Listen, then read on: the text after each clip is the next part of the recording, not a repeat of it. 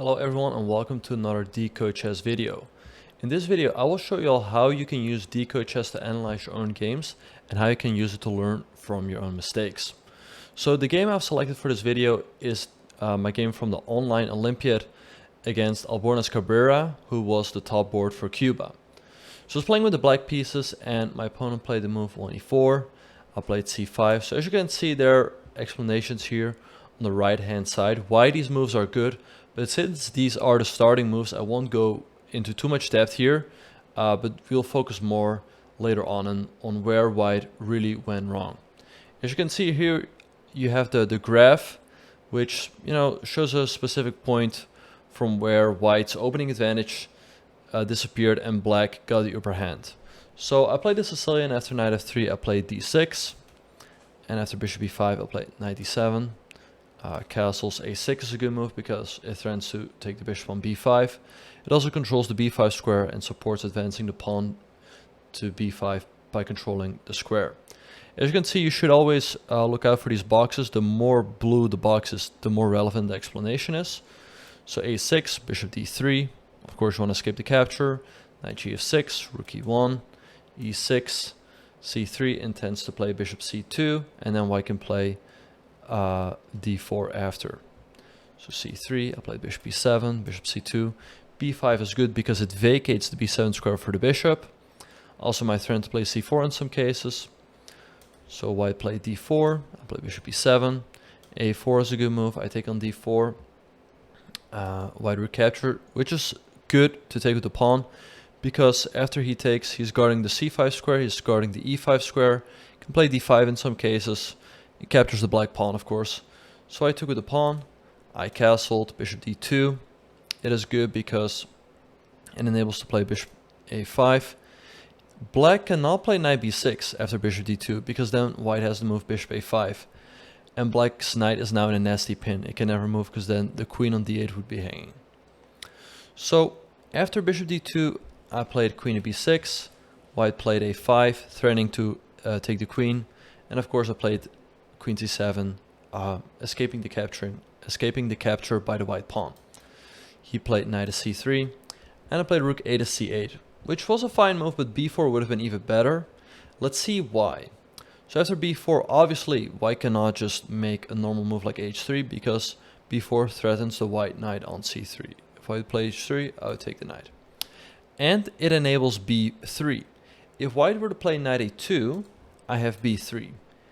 Hitting the bishop and the knight, and if white takes, now this bishop gets deflected from the e4 pawn, which black can take now, and black is already slightly better. But nevertheless, I played rook a to c8, white played bishop d3, very important, escaping the capture by the black queen, and I played e5, intending to play e takes d4. And as you guys can see here, this is the moment in the game where white's small opening advantage quickly disappeared and black got the upper hand. And I use Deep Decode at this moment. Let's see what white should have done here and why. So d5 is a good move because it blocks out the bishop. As you can see, this line by the bishop is now blocked. It escapes the capture by the white pawn. A drawback of the move d5, as you can see here, is that it enables the knight to come out to c5, because this pawn is no longer guarding that square.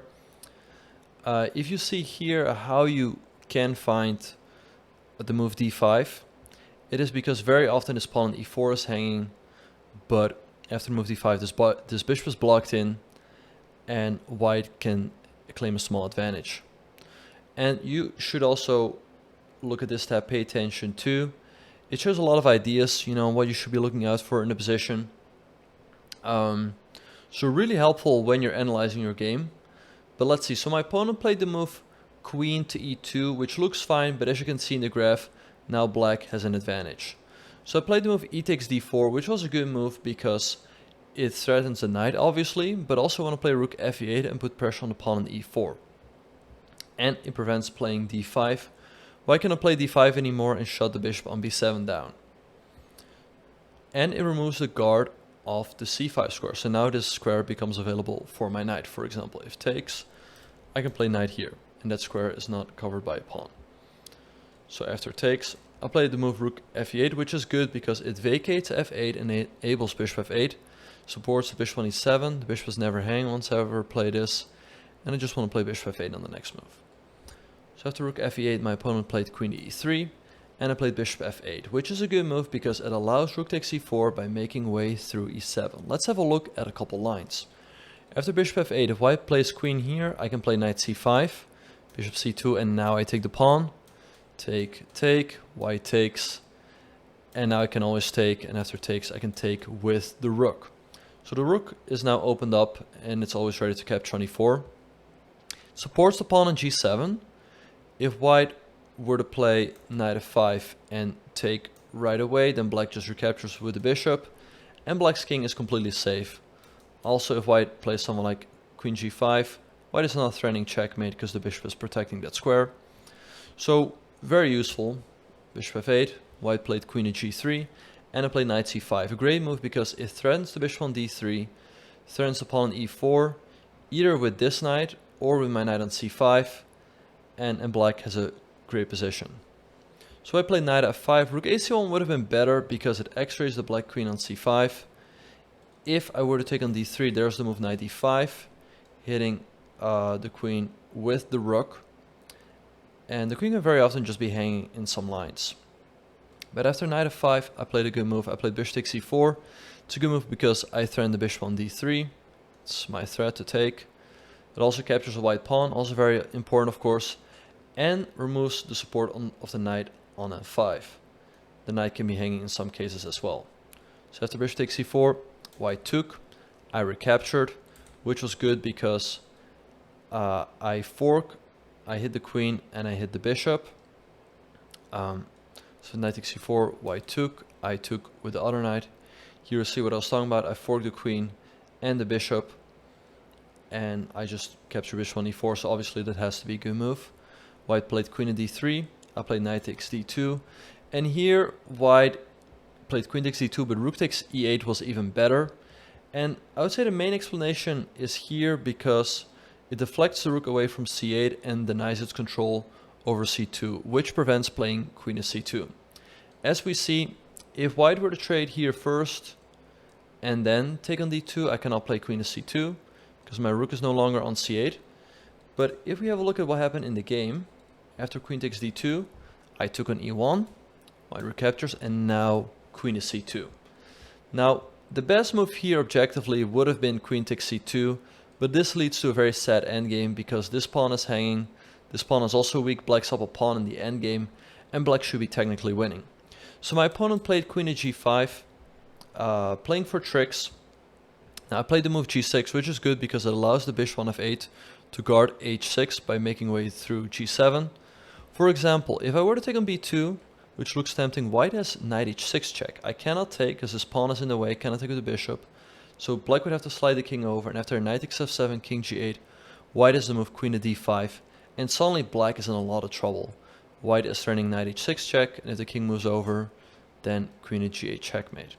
So that would be unadvisable. So I played g6, I hit the knight on f5, my bishop was covering the square, so I played knight e3, I played queen d2, which is good because I make way for the rook to c1, I hit the rook on e1, and so white played rook to f1. Now I took the pawn, white played knight to d5, I played queen e5, bringing the queen back, and here white played knight to f6, and after knight f6 I played king g7, a good move, stepping out of the check, hitting the knight with the king and the queen, and after king g7 white made the final mistake. He played queen to g4, which looks good because it hits the rook, it escapes the queen trade, but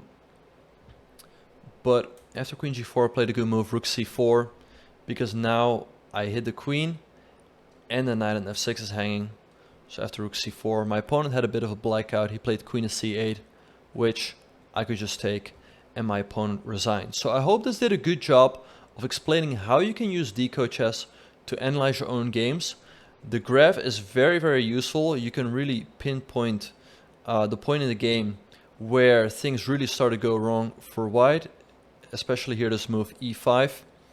and you can hit Deep Decode there, try to dig deeper into position, try to figure out what you should have done.